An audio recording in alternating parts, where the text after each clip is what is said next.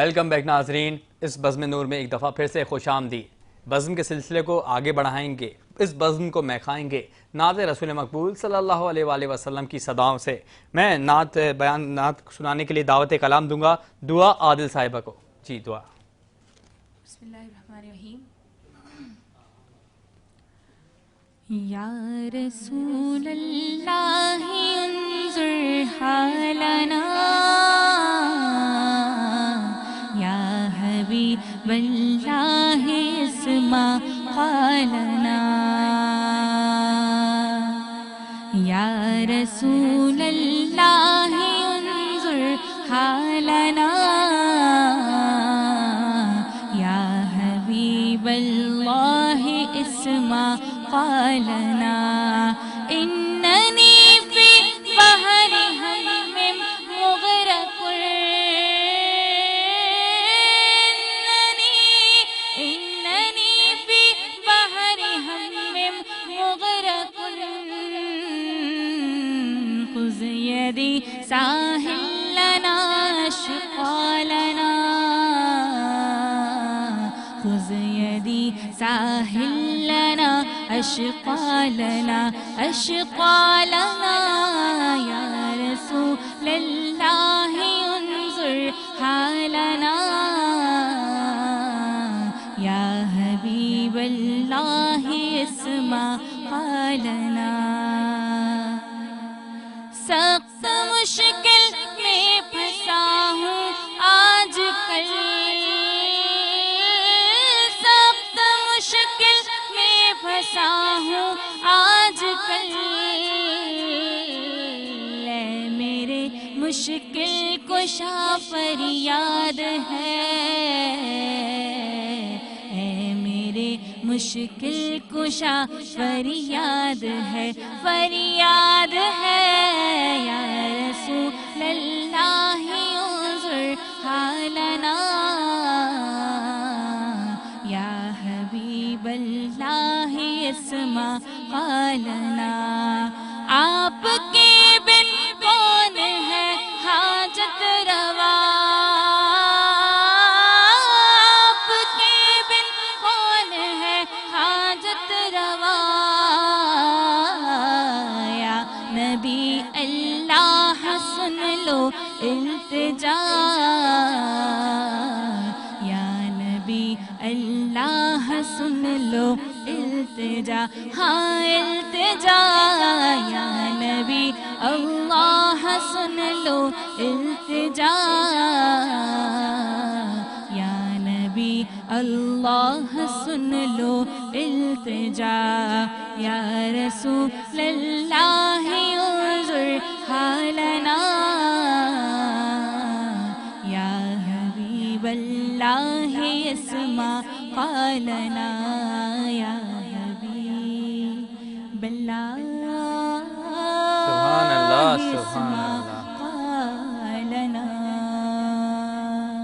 سلامت رہیے، بہت خوبصورت کلام پیش کیا ہے آپ نے۔ ہمارے درمیان اس بزم کو مزید معتبر بنانے کے لیے موجود ہیں علامہ علی طاہری صاحب۔ علامہ صاحب، ہم آپ کو اس بزم میں خوش آمدید کہتے ہیں۔ علامہ صاحب، مولا علی کی شہادت قریب ہے، زینب و کلثوم، حسنین شریفین، مولا عباس یتیم ہونے کو ہیں۔ مجھے بتائے گا مولا علی علیہ السلام کی شہادت کا پس منظر اور شہادت کچھ الفاظ میں بیان کیجیے گا ناظرین محترم کے لیے۔ اعوذ باللہ من الشیطان الرجیم، بسم اللہ الرحمن الرحیم، الحمد للہ والصلاة علی اہلہا۔ قبلہ مولانا و مقتدانا امیر المومنین علی ابن ابی طالب علیہ السلام کی شہادت کو مولا کے اپنے اس جملے سے بڑھ کر کوئی بیان نہیں کر سکتا، جو دم ضربت مولا نے ارشاد فرمایا کہ فزت برب الکعبہ، فزت برب الکعبہ، کہ مولا کی شہادت تو یہ ہے کہ مولا نے فرمایا بس میں علی آج کامیاب ہو گیا، علی آج کامیاب ہو گیا۔ ہاں، تو لقاء اللہ کا جو مرحلہ تھا، جو منزل تھی، وہ مل گئی۔ حالانکہ یہ جملہ وہ ہستی اپنی زبان سے ادا کر رہی کہ جس کی فتوحات کی ایک تاریخ ہے، جس نے مکے جس نے خیبر کو فتح کیا، جس نے بدر کو فتح کیا، جس نے بڑے بڑے اعداء دین کو واصل جہنم کیا، اور بہت سے معرکے علی کے نام پر فتح ہوئے، کسی مرحلے پہ مولا نے نہیں فرمایا کہ فزت برب الکعبہ کہ آج علی کامیاب ہو گیا، لیکن علی کو جب شہادت کا مقدمہ فراہم ہو گیا، یعنی ضربت لگی، زہر میں بجھی ہوئی تلوار کا زخم آیا، تو مولا نے فرمایا کہ فزت برب الکعبہ کہ آج علی اپنے مقصد میں کامیاب ہو گیا، اور وہ مقصد کیا تھا؟ وہ لقاء اللہ تھا، وہ اللہ کے لیے اپنی جان کو لٹانا تھا۔ یہ شہادت کا ایک پہلو ہے۔ اور دوسرے حوالے سے اگر آپ دیکھیں تو آج کا جو متمدن دنیا معاشرہ ہے، اس میں دہشت گردی کا جملہ استعمال کیا جاتا ہے کہ اگر نہتے شہریوں کو مختلف اہداف کو اگر مختلف جو دہشت گرد ہدف بنائے تو اسے دہشت گردی سے تعبیر کرتے ہیں۔ لیکن اگر تاریخ بشریت میں نگاہ ڈالی جائے، اور خاص طور پہ تاریخ اسلام میں نگاہ ڈالی جائے تو سب سے پہلی دہشت گردی کا جو واقعہ ہے وہ مسجد کوفہ میں ہوا کہ وقت کے حاکم کو، وقت کے امام کو حالت سجدے میں جو انتہائی تقدس کا مقام ہے، اور وہ بھی ایک کلمہ گو کے ہاتھ سے مولا متقین کی شہادت واقع ہوئی۔ اور ان اسباب کا اگر اس زمانے میں تجزیہ کیا جاتا کہ کیوں کر ایک کلمہ پڑھنے والا اپنے وقت کے امام عادل پر کیوں کر تلوار اٹھا رہا ہے، کیا وجہ ہے، کس نے اسے اس منزل پر پہنچایا، تو ہو سکتا ہے کہ آج کی دہشت گردی کی تعریف مختلف ہو جاتی، شاید نوعیت بدل جاتی، لیکن تاریخ میں اس کے اوپر کوئی ہوا نہیں کہ وہ کس طرح سے لوگ گمراہ ہوئے، اور وہ امام جو عادل امام تھا، ان سے بڑھ کر کائنات میں کوئی عدالت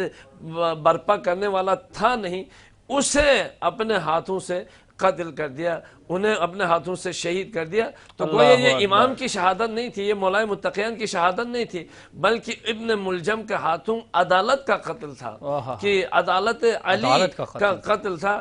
تو یہ شہادت کے مختلف پہلو ہے۔ ایک طرف مولا اپنی اس شہادت کو کامیابی کی آخری منزل تصور کرتا ہے، لیکن یہ بھی حقیقت ہے کہ جو ہم جن مشکلات میں مبتلا ہے، ان کی شروعات بھی مولا متقین کی اس ناگہانی شہادت سے شروع ہوتی ہے۔ اچھا علامہ صاحب، میں آپ سے یہ بھی جاننا چاہوں گا کہ بی بی سیدہ فرماتی تھی کہ مولا علی علیہ السلام کی ایک بات سن کر مجھے بڑی تکلیف ہوتی تھی کہ جب وہ ایک دفعہ مولا علی علیہ السلام گھر میں آئے اور فرمانے لگے، اے فاطمہ، کوفے کے لوگ مجھ علی کو سلام نہیں کرتے، اور تکلیف دہ بات مزید یہ ہے کہ مولا علی علیہ السلام ان کو سلام کرتے ہیں اور وہ سلام کا جواب نہیں دیتے۔ اس بارے میں بتائیے گا کہ اس زمانے میں کوفے کے لوگوں کا یہ برتاؤ کیوں تھا مولا علی علیہ السلام سے؟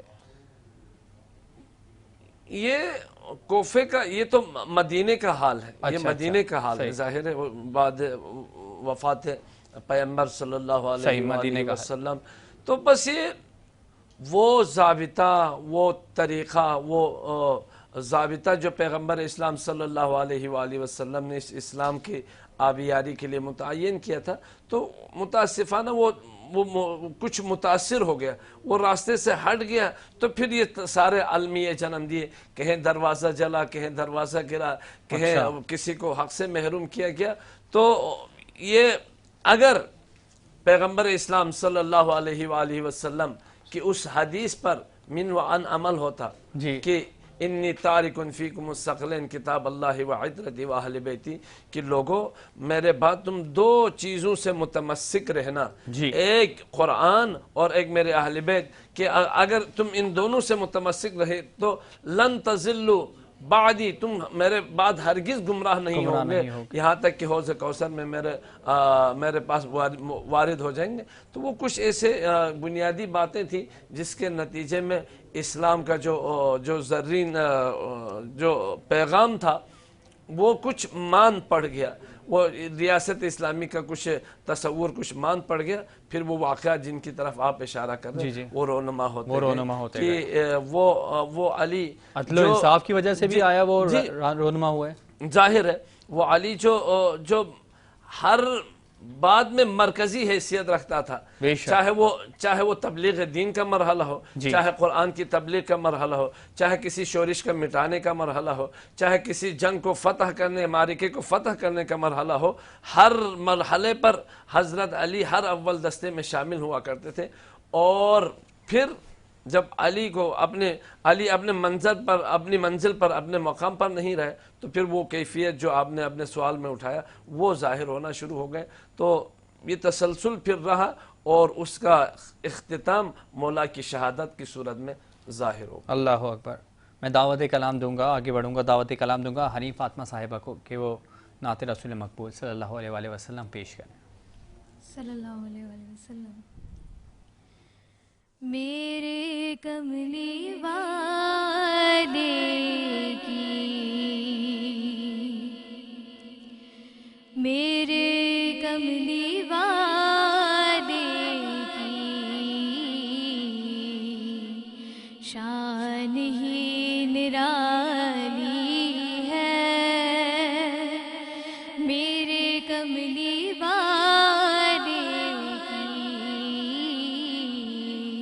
شان ہی نرالی ہے، دو جہاں کے داتا ہے، دو جہاں کے داتا ہے، سارا جگ سوالی ہے، خلد جس کو کہتے ہیں،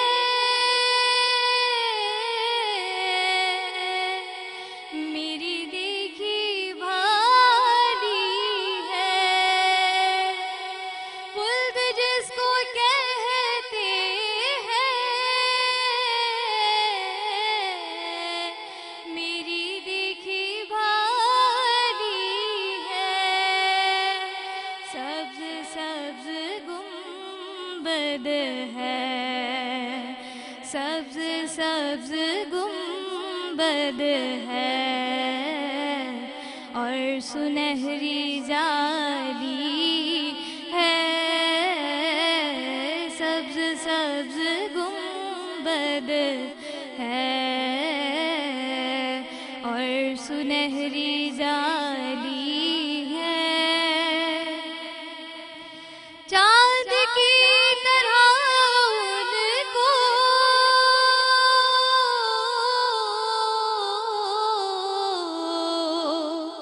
ہم کہیں تو مجرم ہے، چاند کی طرح ان کو ہم کہیں تو مجرم ہے، کیونکہ ان کی چوکھٹ پر، کیونکہ ان کی چوکھٹ پر چاند خود سوالی ہے، کیونکہ ان کی چوکھٹ پر چاند خود سوالی ہے،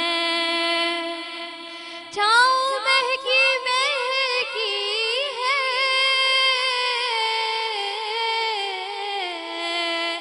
دھوپ ٹھنڈی ٹھنڈی ہے، چھاؤں مہکی مہکی ہے، دھوپ ٹھنڈی ٹھنڈی ہے، شہر مصطفیٰ تیری، شہر مصطفیٰ تیری ہر ادا نرالی ہے، شہر مصطفیٰ تیری ہر ادا نرالی ہے، میرے کملی والے کی شان ہی نرالی ہے۔ بہت خوبصورت کلام پیش کر رہی تھی آپ. میرے کملی والے کی شان ہی نرالی ہے.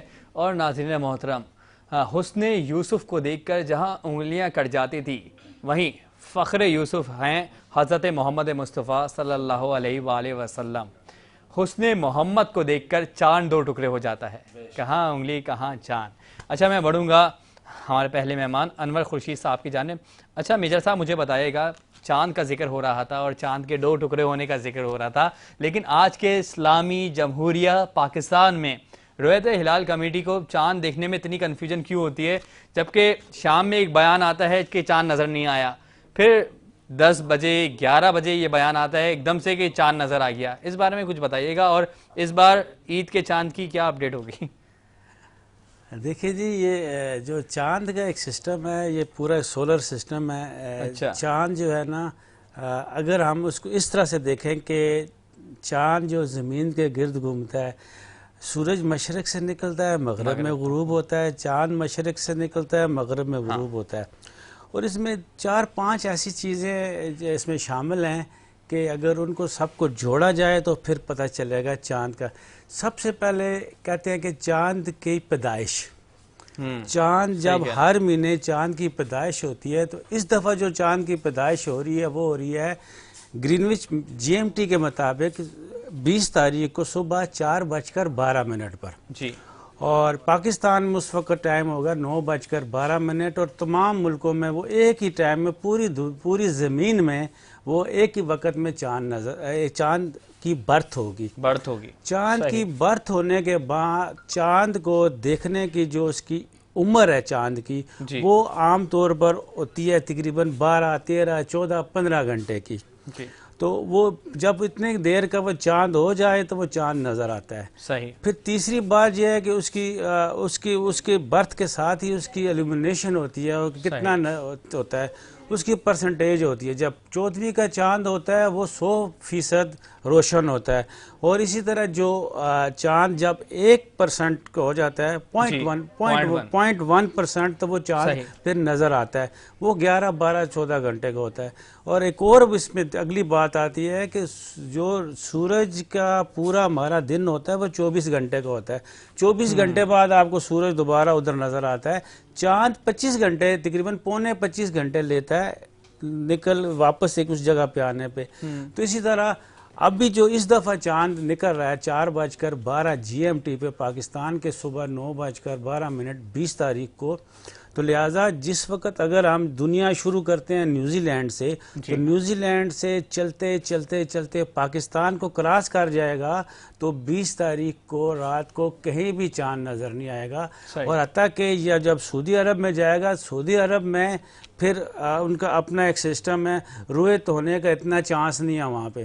مگر جب آگے ہم چلیں گے، جب ہم پہنچیں گے UK میں، تو UK میں چاند نظر آئے گا، اور امریکہ میں چاند نظر آئے گا. ویسے بھی امریکہ میں اس دن 19 تاریخ ہوگی جس وقت چاند کا برتھ ہوگی، تو اس وقت امریکہ میں ویسے 19 تاریخ ہوگی، اور 20 تاریخ کو امریکہ میں ٹھیک ٹھاک چاند نظر آئے گا. تو لہٰذا 21 تاریخ کو انگلینڈ اور اس کے آگے جتنی بھی جگہ ہیں وہاں پہ عید ہو سکتی ہے. اور پھر عید گھوم کے پاکستان اور اس سے پیچھے نیوزی لینڈ سے لے کے کابل تک، UAE تک جو ہے نا عید وہ 22 تاریخ کو ہوگی. اور کنفرم میں عید 22 تاریخ کو ہوگی. ہم ساری دنیا کو ابھی چھوڑ دیتے ہیں، پاکستان کی بات کرتے ہیں. پاکستان میں 20 تاریخ کو چاند کی ایلومینیشن 0 ہوگی. اور چاند کی جو عمر ہوگی پاکستان کے اندر 10 گھنٹے کی ہوگی، 10 گھنٹے کی بھی نہیں، شاید صبح 9 بجے سے رات 7، 10 گھنٹے کی. 10 گھنٹے اس کی عمر ہوگی. 10 گھنٹے کا چاند بالکل نظر نہیں آتی. گوادر میں بھی نظر نہیں آئے گا، اور گوادر کے بعد پاکستان ختم ہو جاتا ہے. لہٰذا کوئی صورت نہیں ہو سکتی تھی رویت ہو 20 تاریخ کو، اور پورے 30 روزے پورے ہوں گے، اور 22 تاریخ کو عید ہوگی. 22 تاریخ کو عید ہوگی. ٹھیک ہے. اچھا مولانا صاحب، آپ کی جانب آئیں گے. مولا علی علیہ السلام خلیفہ وقت ہیں، ٹھیک ہے، اس دور کی بات کر رہا ہوں، خلیفہ وقت ہیں. مولا علی علیہ السلام واحد شخصیت ہیں کہ جن کی کعبے میں ولادت ہوئی اور مسجد میں شہادت ہوئی، اور امیر المومنین، مومنین کے امیر مانے جاتے تھے. پھر بھی رات کی تاریکی میں لوگوں کی مدد کرنے کے لیے پہنچتے تھے. پانی سے سادہ روٹی کھاتے تھے.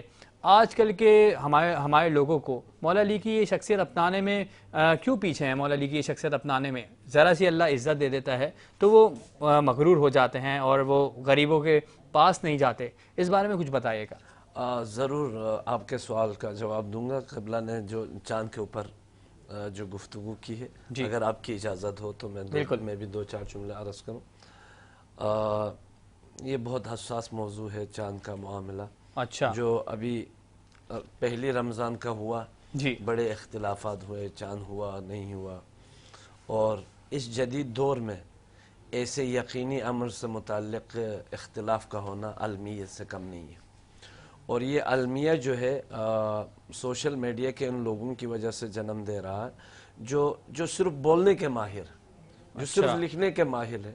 کہ مثال کے طور پہ میں کچھ نہیں جانتا, میں کسی موضوع پہ اظہار خیال کر رہا ہوں کہ ایسا ہوگا ویسا ہوگا. جی. تو یہ علمیہ ہے, اور حدیث میں بھی آیا ہے کہ آخری وقتوں میں اختلاف بڑھے گا. اچھا. اور یقینی امور میں بڑھے گا, اور اس کی بہتر واضح مثال ہماری یہ تاریخ کے یہ قیامت کی نشانیاں پوری ہوتی ہوئی نظر آ رہی ہیں. صحیح. ظہور امام کے حوالے سے. ظہور امام تو کے حوالے سے. لیکن جو بحیثیت شہری جی ہمارا وظیفہ کیا ہے, ہم اس سے غافل ہیں. اس لیے یہی وجہ ہے کہ کچھ جو ماہر ہے وہ اپنی نادانی کا اظہار کرتے ہیں اور لوگ گمراہ ہو جاتے ہیں. جی. اب چاند کی پہلی تاریخ دیکھیں, قبلہ یہاں بیٹھے ہیں اور انہوں نے سائنسی بنیادوں پر گفتگو کی, وہ اپنی جگہ. لیکن مہینے کی پہلی تاریخ کے ثبوت کے لیے ہمارے لیے شرعی حیثیت معتبر ہے. نہ ٹیلی اسکوپ معتبر ہے, نہ جناب علی چاند کی پیدائش کا کوئی مسئلہ ہے. بھائی بنیادی جو شرعی حکم یہ ہے کہ چاند دیکھو تو روزہ رکھو, چاند دیکھو تو عید کرو. بہت سادہ ہے. بہت سادہ ہے. بہت سادہ ہے نا. یہ اتنا آسان ہے کہ اس پر عمل کرنے کے لیے کوئی مشکل نہیں ہے. آپ دم مغرب آپ کسی بلند مقام پہ کھڑے ہو جائے, آپ مغرب کی طرف دیکھ لیں, چاند نظر آ گیا تو ٹھیک ہے. اچھا, قطع کلامی کے لیے معذرت مولانا صاحب, کبھی کبھار ایسا ہوتا ہے کہ ہماری جو آنکھ ہے وہ اس کو نہیں دیکھ پاتی, ٹھیک ہے, ابر آلود ہے ماحول. دیکھیں میں اسی بات کے سارے فقہی میں مسائل آپ کی خدمت میں عرض کروں گا. جیسے سر نے تکنیکی مسائل بیان کیے نا, میں فقہی مسئلہ. بالکل. دیکھیں پہلی تاریخ کے ثبوت کی 3 صورتیں ہیں. اگر چاند نظر آ گیا تو آپ روزہ رکھیں, اگر چاند نظر نہیں آیا تو روزہ نہ رکھیں. تیسرا مرحلہ کیا کنفیوژن ہے کہ پتہ نہیں, جیسا آپ نے سوال کیا, پتہ نہیں چاند ہوا کہ نہیں ہوا. تو وہاں بھی ایک ذمہ داری, ایک ڈیوٹی ہے شریعت میں, اس کا بھی سلوشن ہے, حل ہے. کہا کہ اگر آپ کے پاس پہلی تاریخ ثابت نہیں ہے تو اس دن آپ روزہ رکھیں, نفل کی نیت کا, سنت کی نیت کا روزہ رکھیں. اگر وہ پہلی تاریخ کا تھا تو رمضان میں چلا جائے گا. اگر چاند نظر نہیں آیا تھا تو وہ شعبان میں چلا جائے گا. آپ کے اور ہمارے ذمہ کچھ رہے گا نہیں کہ پہلی رمضان تھا اور آپ نے روزہ نہیں رکھا, میرے ذمہ قضا آ گیا. نہیں, حل ہے نا. اب یہ مسئلہ اگر ہمیں معلوم ہوتا تو یہ سوشل میڈیا والے کچھ نہیں بگاڑ سکتے. اچھا, ظاہر ہے نا, آپ کے پاس حل موجود ہے. ہاں بھائی چاند کنفیوز ہے, تو اب کنفیوژن کی صورت میں ہماری جو ذمہ داری ہے وہ یہ ہے, ہم روزہ رکھیں اور وہ ایک مستحب بھی روزہ رکھیں. اگر پہلی رمضان ہو گئی تو ادھر چلا جائے گا, ورنہ ایک مستحب روزہ ہو جائے گا. یہ تو اسی طرح جو فقہی جو آخری جو تاریخ ہے وہ بھی یہی ہے. اچھا علامہ صاحب, مختصر وقت ہے ہمارے پاس, ہمارے ناظرین محترم کو کچھ خاص پیغام دینا چاہیں گے مختصراً رمضان المبارک کے بابرکت مہینے کے حوالے سے؟ بس یہ کہ اسی چاند کے حوالے سے جی رمضان کے رمضان کے حوالے سے بس یہ کہ اس معاملے میں میری گزارش یہ ہے کہ جو کمیٹی ہے یہ مسئولیت رکھتی ہے, اور اس کے اعلان کو آپ کافی سمجھیں.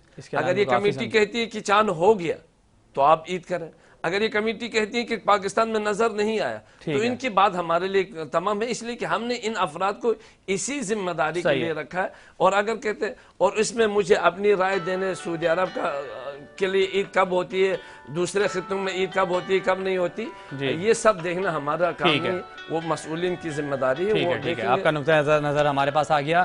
میں جاؤں گا ریٹائرڈ میجر صاحب کی طرف, انور خورشید صاحب کی جانب. رمضان المبارک کے بابرکت مہینے کے حوالے سے ہمارے ناظرین محترم کو کوئی مختصر سا پیغام دینا چاہیں گے؟ بھائی رمضان جو ہے یہ ایک ٹریننگ کا مہینہ ہے ہمارے 11 مہینے کے لیے. تو رمضان میں ہم جو چیزیں کرتے ہیں پر فورس کرتے ہیں یا دیکھا دیکھی کرتے ہیں، جو ہم اچھائیاں کرتے ہیں، تو ہمیں وہ 11 مہینے کی ٹریننگ ہے. تو ہمیں چاہیے کہ جو کچھ ہم رمضان میں کر رہے ہیں اچھا سمجھ کے جی جی اگلے 11 مہینے تک اس کو کنٹینیو رکھیں، اور پھر دوبارہ رمضان آئے گا. ٹھیک ہے ٹھیک ہے. آپ کا بہت شکریہ ریٹائرڈ میجر انور خورشید صاحب. مولانا صاحب آپ کا بھی بے حد شکریہ. اچھا ناظرین، اس بزم کو سجانے کے لیے ٹیم بہت اچھا اہم کردار ادا کرتی ہے. جس طریقے سے ٹیم اہم کردار ادا کرتی ہے اسی طریقے سے ہمارے رسپیکٹیبل اسپانسرز بہت اہم کردار ادا کرتے ہیں اس بزم کو سجانے کے لیے. ہمارے پراؤڈ اسپانسر ہیں موبائل اینڈ بازار. میں آپ کو بتاؤں کہ موبائل اینڈ بازار کمال کام کر رہے ہیں. موبائل اینڈ بازار کا آؤٹ لیٹ ہے دو تلوار پر. ان کے آؤٹ لیٹ پہ موبائل فونز اور ایل ای ڈیز تو موجود رہتی ہی ہیں، وہ بھی آپ کو انسٹالمنٹ پہ پرووائڈ کریں گے. لیکن اگر آپ کو کسی دوسرے آؤٹ لیٹ پہ بھی کوئی الیکٹرانک اپلائنسز پسند ہو، آپ نے موبائل اینڈ بازار کو بتانا ہے. موبائل اینڈ بازار آپ کے عوض وہ یکمشت اماؤنٹ دے گا، اور پھر آپ نے ڈاؤن پیمنٹ دے کے رفتہ رفتہ قسطوں میں موبائل اینڈ بازار کو اماؤنٹ ادا کرنی ہے. لیکن رمضان المبارک کی خصوصی آفر چل رہی ہے کہ نو ڈاؤن پیمنٹ، یعنی کہ آپ کو کسی دوسرے آؤٹ لیٹ سے کوئی بھی الیکٹرانک اپلائنسز پسند آئے یا موبائل اینڈ بازار کے آؤٹ لیٹ سے کوئی بھی موبائل فون پسند آئے، آپ نے کوئی ڈاؤن پیمنٹ نہیں دینی. اس کی یکمشت اماؤنٹ موبائل اینڈ بازار دے گا، اور آپ نے رفتہ رفتہ قسطوں میں وہ اماؤنٹ موبائل اینڈ بازار کو ادا کرنی ہے. اور ناظرین محترم، ہمارے اس بزم نور میں شامل ہونے کے لیے دیے گئے نمبر پر رابطہ کریں. ہم آپ کو مہمان کے طور پر مدعو کریں گے. اور ناظرین محترم، میں آپ کو بتانا بھول گیا کہ گفٹ اسپانسر ہمارے ساتھ موجود رہتے ہیں نیلسن پینٹس. نیلسن پینٹس رنگ زندگی کا. نیلسن پینٹس رنگ زندگی کا. نیلسن پینٹس کے گفٹس ہمارے مہمانوں کو ملتے ہی ہیں، لیکن یہ گفٹس اگر آپ کو بھی چاہیے تو آپ نے ایک چھوٹا سا کام کرنا ہے. اپنا موبائل اٹھانا ہے، یوٹیوب چینل کھولنا ہے، چاہے یوٹیوب کھول کے ایس ایم پروڈکشن 99 لکھنا ہے، اس کو لائک کرنا ہے، شیئر کرنا ہے اور سبسکرائب کرنا ہے. اور سبسکرائب کیا ہوا اسکرین شاٹ اس دیے گئے نمبر پر ارسال کرنا ہے. پھر ان تمام اسکرین شاٹس کے درمیان قرآن دازی ہوگی. قرآن دازی میں جو بھی فاتح قرار پائے گا اسے ملیں گے یہ نیلسن پینٹس کے بیش قیمت انعامات. تو ناظرین محترم، بزم نور کا وقت اپنے اختتام کو پہنچا، اور میں آپ دونوں مہمان گرامی کا شکریہ ادا کرتا ہوں، میجر صاحب آپ کا اور مولانا صاحب آپ کا بھی. خدا آپ دونوں کو جزائے خیر عطا کرے. اور اس بزم کے اختتام میں آپ سماعت کریں گے زہرا بطول کی آواز جو کہ نعت رسول مقبول صلی اللہ علیہ وآلہ وسلم پڑھ کر سنائیں گی. جی زہرا. خدا کے دین کی پہچان علی، نبی نے خود کہا مولا ہے علی. خدا کے دین کی پہچان علی، نبی نے خود کہا مولا ہے علی. یا علی مولا، علی مولا، یا علی مولا، علی مولا، یا علی مولا. علی امام زمن، علی کمال سخن، علی بہار چمن ہے. جو کہا میسم نے وہی کمبر بولے، وہ حق کی پہلی کرن ہے، وہ حق کی پہلی کرن ہے. قلندروں کی ہے پہچان علی، قلندروں کی ہے پہچان علی. نبی نے خود کہا مولا ہے علی. یا علی مولا، علی مولا، یا علی مولا، علی مولا. یہ جنگ خیبر میں نبی نے فرمایا بلاؤ میرے علی کو. اکھاڑا خیبر کو، پچھاڑا مرحب کو، ہے ایسے شیر جلی وہ، ہے ایسے شیر جلی وہ. خدا کے شیر و توراب علی، خدا کے شیر و توراب علی. نبی نے خود کہا مولا ہے علی. یا علی مولا، علی مولا، یا علی مولا، علی مولا، یا علی مولا، علی مولا.